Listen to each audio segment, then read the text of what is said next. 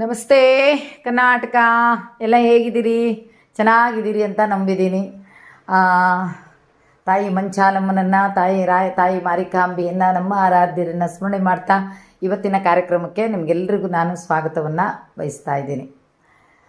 ನಾನು ಹಿಂದೆ ಈಗಾಗಲೇ ಹೇಳಿದ್ದೀನಿ, ಸೇವೆಗಳ ಬಗ್ಗೆ ನಿಮಗೆ ಹೇಳ್ತೀನಿ ಅಂತ. ಖಂಡಿತವಾಗಿಯೂ ಒಂದೇ ದಿನಕ್ಕೆ ಅಂತ ರಾಯರ ಸೇವೆಗೆ ಹೋದರೂ ದಯವಿಟ್ಟು ಅಲ್ಲಿ ಸೇವೆಯನ್ನು ಮಾಡಬನ್ನಿ. ಯಾಕಂದರೆ ನಾವು ಎಲ್ಲ ಸೇವೆಯನ್ನು ಮಾಡ್ತೀನಿ. ಪ್ರದಕ್ಷಿಣೆ ಹಾಕ್ತೀವಿ, ಆಮೇಲೆ ಮಂಡಿ ನಮಸ್ಕಾರ ಮಾಡ್ತೀವಿ, ಹೆಜ್ಜೆ ಪೂಜೆ ಸೇವೆ ಮಾಡ್ತೀವಿ, ಎಲ್ಲನೂ ಮಾಡ್ತೀವಲ್ವ. ಅದು ಎಷ್ಟು ಶ್ರೇಷ್ಠನೋ ಅದಕ್ಕಿಂತಲೂ ಶ್ರೇಷ್ಠವಾದಂಥ ಕೆಲಸ ಅಂದರೆ ಆ ರಾಯರ ಮಠದಲ್ಲಿ ನಾವು ಮಾಡುವಂಥ ಸೇವೆ.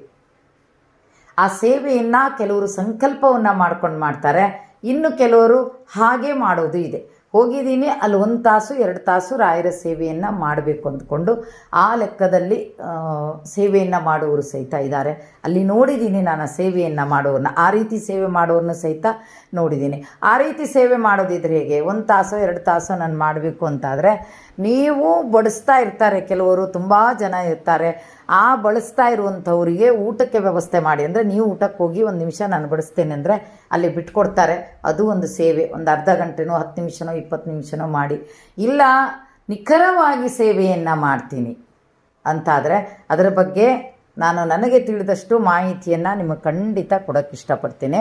ಅಷ್ಟೊತ್ತಿನೊಳಗೆ ಇನ್ನೊಂದು ವಿಶೇಷವಾದಂಥ ಖುಷಿ ವಿಷಯ ಏನು ಗೊತ್ತಾ?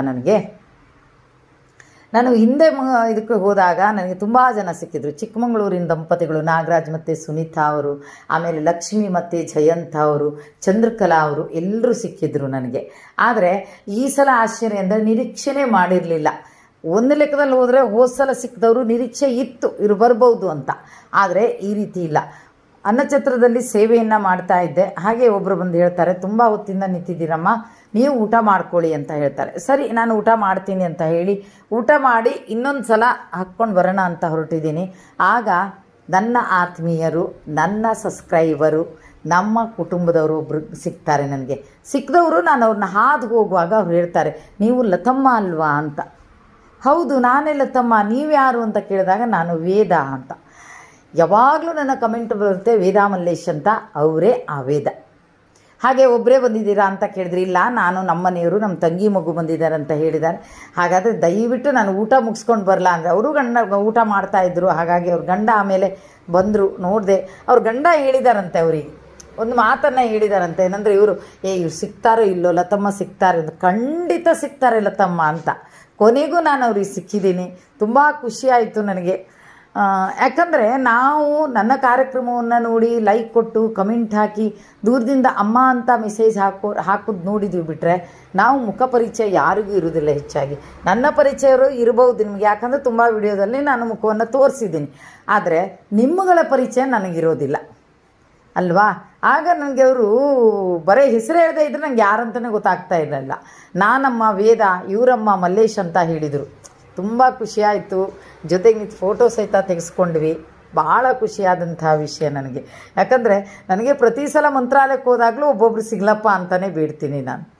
ತುಂಬ ಖುಷಿಯಾಯಿತು. ನನ್ನನ್ನು ಗುರುತಿಸಿ, ನನ್ನನ್ನು ಮಾತಾಡಿಸಿ ಹೋದರು. ಕೊನೆಗೆ ಮತ್ತೊಂದು ಹೇಳ್ತಾರೆ, ಅಮ್ಮ ನೀವು ಫೋಟೋಕ್ಕಿಂತ ಹೀಗೆ ನೋಡೋಕ್ಕೆ ಚೆನ್ನಾಗಿ ಕಾಣ್ತೀರಿ ಅಂತ. ಏನೋ ಗೊತ್ತಿಲ್ಲಪ್ಪ ಅಮ್ಮ ಅಂತೆ.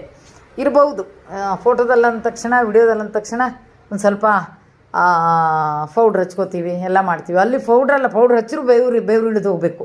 ಆ ರೀತಿ ಜನ ರಶ್ಶು. ಜೊತೆಗೆ ಯಾವ ಫ್ಯಾನ್ ಹಾಕರೂ ಕಾಣ್ತಾ ಇಲ್ಲ, ಅಷ್ಟು ಬೆವರು ಇಳಿದು ಹೋಗುತ್ತೆ ನಮಗೆ.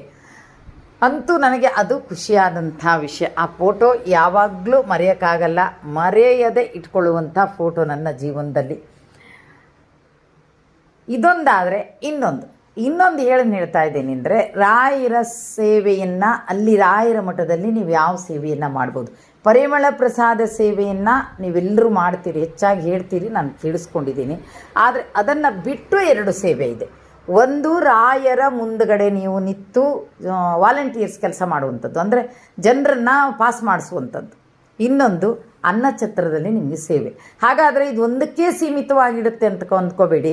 ಬೆಳಿಗ್ಗೆ ನಿಮ್ಮನ್ನು 1 ದಿನ ಮಟ್ಟಿಗಾದರೂ ಅನ್ನಛತ್ರಕ್ಕೆ ಹಾಗೆ ಹಾಕ್ತಾರೆ. ಆಮೇಲೆ ರಾಯರ ಹತ್ರ ಕೊಡ್ತಾರೆ. ಕೊಟ್ಟ ತಕ್ಷಣ ಅವ್ರು ಕೊಡ್ತಾರೆ ಅಂದ್ಕೋಬೇಡಿ, ರಾಯರು ಕೊಡೋದು ನಿಮಗದು. ಅಲ್ಲಿ ಮುಖ್ಯ ಅಂದರೆ ನೀವು ಏನು ಬೃಂದಾವನದ ಒಳಗಡೆ ನಿಂತು ಕೆಲಸ ಮಾಡ್ತೀರಿ ಅದು ಮಾತ್ರ ರಾಯರು ಕೊಡುವಂಥ ವರಪ್ರಸಾದ. ಎಲ್ಲರೂ ಮಾಡಿ ಅದನ್ನು. ಅದರಲ್ಲಂತೂ 50 ವರ್ಷದ ಒಳಗಿನವರಿಗಂತೂ ಅವಕಾಶ ಖಂಡಿತವಾಗ್ಲೂ ಇದೆ. ಹಾಗಾದ್ರೆ ಅಲ್ಲಿ ಏನು ಮಾಡಬೇಕು ನೀವೇನಿಲ್ಲ, ನಿಮ್ಮ ಆಧಾರ್ ಕಾರ್ಡನ್ನು ಹಿಡ್ಕೊಂಡು ಹೋಗಬೇಕು, ಫೋನ್ ನಂಬರಿಂದ ನೆನ್ಪಿಟ್ಕೊಂಡಿರಬೇಕು. ಇದಿಷ್ಟನ್ನು ನೀವು ತೊಗೊಂಡು ಹೋಗ್ಬೇಕು. ಫೋಟೋ ಗೀಟೋ ಏನು ಬೇಡ, ಆಧಾರ್ ಕಾರ್ಡ್ ಒಂದೇ. ಆಧಾರ್ ಕಾರ್ಡನ್ನು ತಗೊಂಡು ಹೋದ್ಮೇಲೆ ಅಲ್ಲಿ ಗುರುನಾಥ ಗುರುದತ್ತ ನೆನಪಿಲ್ಲ ಸರಿಯಾಗಿ, ಆ ಒಂದು ಹೆಸರಿನ ಸೇವಾ ಕೌಂಟ್ರ್ ಇದೆ. ಅಂದರೆ ಅಲ್ಲಿ ಸೇವೆಗೆ ನೀವು ಟೋಕನ್ ತಗೊಳ್ಳೋರಿ ಮಾತ್ರ ಅಲ್ಲಿ ಹೋಗಿ ನಾನು ಸೇವೆಯನ್ನು ಮಾಡ್ತೀನಿ ಅಂತ ಹೇಳಿ ಅವರು ರಿಜಿಸ್ಟರ್ ಮಾಡ್ಕೋತಾರೆ. ನಿಮ್ಮದು ಯಾವ ಸೇವೆ ಅನ್ನೋದನ್ನು ಮೊದಲನೇದಾಗಿ ಹೇಳ್ತಾರೆ. ಫಸ್ಟ್ ಕೊಡೋದೇ ನಿಮಗೆ ಅನ್ನಛತ್ರದಲ್ಲಿ ಸೇವೆ, ಬಹಳ ಮುಖ್ಯವಾದಂತು. ಯಾಕಂದರೆ ನೂರಾರು ಜನರಿಗೆ ಬಡಿಸ್ತೇವೆ ನಾವು, ನೂರಾರು ಜನರಿಗೆ ಆಗುತ್ತಾ ಎಲ್ಲಾದರೂ ಹೋದಾಗ? ಅದು ನಮಗೆ ಇಲ್ಲ ಅಲ್ವಾ? ಇವತ್ತು ಅನ್ನ ಬಡಿಸ್ತೀವಿ, ಪಾಯಸ ಬಡಿಸ್ತೀವಿ, ಸಾಂಬಾರು ಬಡಿಸ್ತೀವಿ ಅಂದರೆ ಅದು ರಾಯರ ಸನ್ನಿಧಾನದಲ್ಲಿ ಸಾಧ್ಯ. ಮನಸ್ಸಿಗೆ ತೃಪ್ತಿ ಕೊಡುವಂಥ ಸೇವೆ. 10 ಜನರಿಗೆ ನಿಮಗೆ ಬೇಕಾ? ಮತ್ತು ಹಾಕ್ಸ್ಕೊಳ್ಳಿ, ಅಂಜಿಕೆ ಮಾಡ್ಕೋಬೇಡಿ. ರಾಯರು ಪ್ರಸಾದ. ನನ್ನ ಎದುರಿಗೆ ನಾನು ಎಷ್ಟೋ ಜನ ನನ್ನ ಕಡೆ ಅಂಜಿಕೆ ಮಾಡ್ಕೊಂಡಾಗ ಹೇಳಿದೆ, ಇದು ನಮ್ಮಪ್ಪನ ಮನೆ ವಸ್ತು ಅಲ್ಲ, ಇದು ರಾಯರ ಆಸ್ತಿ. ಹಾಗಾಗಿ ನೀವು ಎಷ್ಟೊತ್ತಿಗೆ ಬಂದರೂ ನಾವು ನಿಮಗೆ ಇದನ್ನು ಪ್ರಸಾದವನ್ನು ನೀಡೋಕ್ಕೆ ರೆಡಿಯಾಗಿದ್ದೀವಿ. ಏನು ಬೇಜಾರು ಮಾಡ್ಕೋಗ್ಬೇಡಿ, ಬನ್ನಿ ಅಂತ. ಇನ್ನೊಂದು ಮಧ್ಯದಲ್ಲಿ ಇನ್ನೊಂದು ಕುಟುಂಬ ಸಿಕ್ಕಿದ್ರು. ಆ ಕುಟುಂಬದವ್ರು ಫೋನ್ ನಂಬರೇ ಇಲ್ಲ, ಪಾಪ ಮಿಸ್ ಕಾಲ್ ಮಾಡಿದ್ದಾರೆ. ಆದರೆ ಏನಾಗ್ಬಿಟ್ಟಿದೆ, ಅದು ಸ್ವಿಚ್ ಆಫ್ ಆಗಿಬಿಟ್ಟಿದೆ, ನಂದು ನಂಬರ್ ಬಂದಿಲ್ಲ. ಬಹುಶಃ ನನ್ನ ಕಾರ್ಯಕ್ರಮವನ್ನು ನೋಡಿದ್ರೆ ಖಂಡಿತವಾಗಿ ಅವರು ನನಗೆ ಕಾಲ್ ಮಾಡ್ಬೋದು. ಸಾಧಾರಣ ಒಂದು 70-75 ವರ್ಷದ ಅಜ್ಜಿ. ಭಾಳ ಖುಷಿಯಾಯಿತು ಅವ್ರ ಅಮ್ಮಂಗೆ, ಭಾಳ ಖುಷಿಯಾಗಿ ನನ್ನ ಮಾತು, ಇದೆಲ್ಲ ನೋಡಿ ಮಗನ ಹತ್ರ ನನ್ನ ಫೋಟೋ ತೆಗಿಯಪ್ಪ, ನನ್ನ ಜೊತೆ ಫೋಟೋ ತೆಗಿಯಪ್ಪ ಅಂದರು. ಫೋಟೋ ತೆಗೆಸ್ಕೊಂಡ್ರು.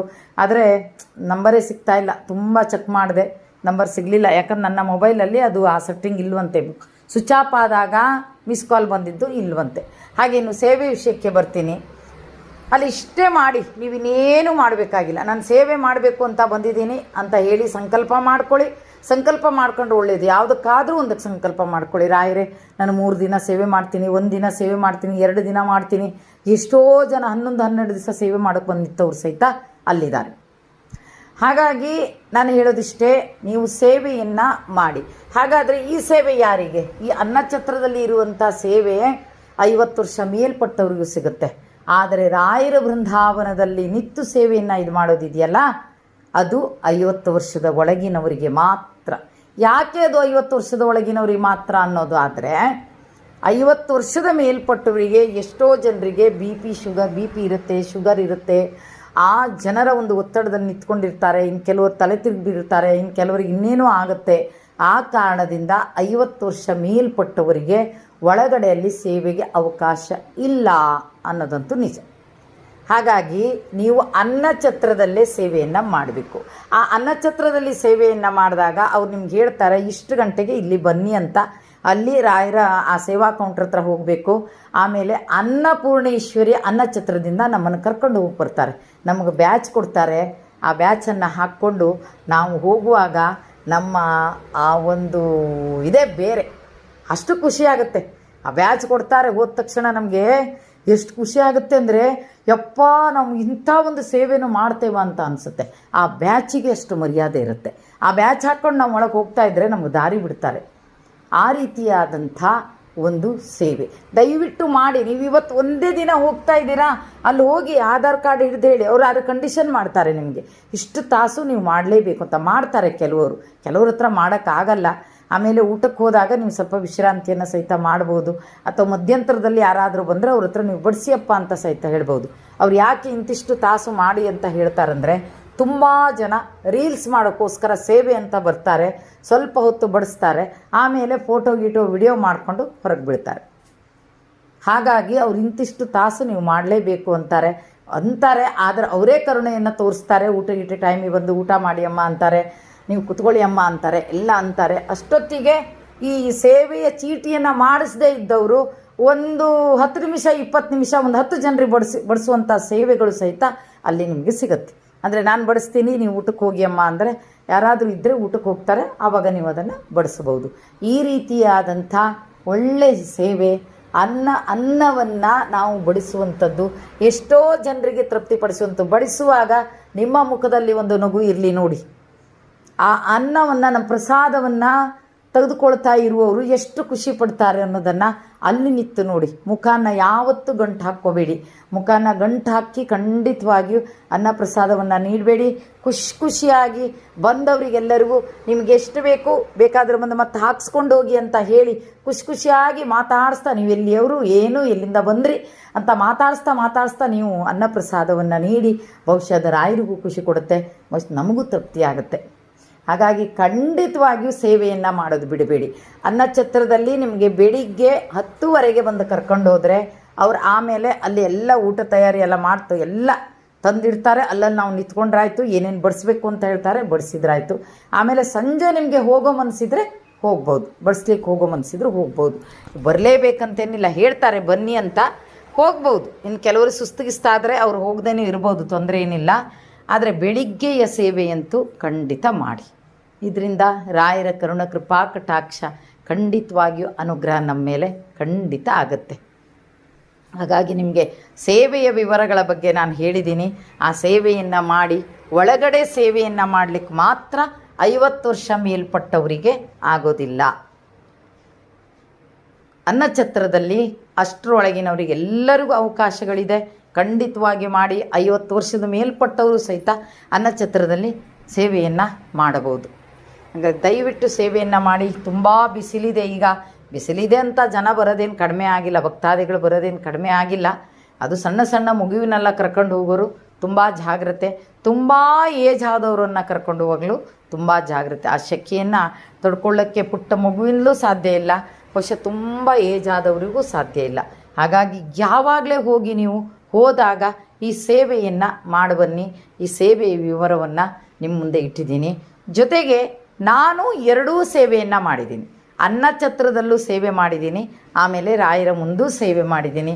ಹಾಗಾದರೆ ಅಮ್ಮ 50 ವರ್ಷ ಮೇಲ್ಪಟ್ಟವರಿಗೆ ಇಲ್ಲ ಅಂತಾರೆ, ಅಮ್ಮನಿಗೆ 40 ವರ್ಷನಾ ಅಂತ ಯೋಚನೆ ಮಾಡಬೇಡಿ. ಆದರೆ ನನಗೆ ಅದು ಸಿಕ್ಕಿದ್ದು ನನ್ನ ರಾಯರ ಅನುಗ್ರಹದಿಂದ. ಇಲ್ಲ ನಮಗೆ ಕೊಡೋದಿಲ್ಲ ಅಂತ ವಾಪಸ್ ಕಳಿಸಿದ್ರು, ರಾಯರ ಬೃಂದಾವನದ ಹತ್ರ ನಿಂತು ರಾಯರ ಹತ್ರ ಬೇಡಿದ್ದೀನಿ. ಹಾಗಾದರೆ ಅದು ಹೇಗೆ ಸಿಕ್ತು ನನಗೆ ಅನ್ನೋದ್ರ ಬಗ್ಗೆ ನಾನು ಖಂಡಿತವಾಗಿಯೂ ನಿಮ್ಮ ಮುಂದೆ ಬರ್ತೀನಿ.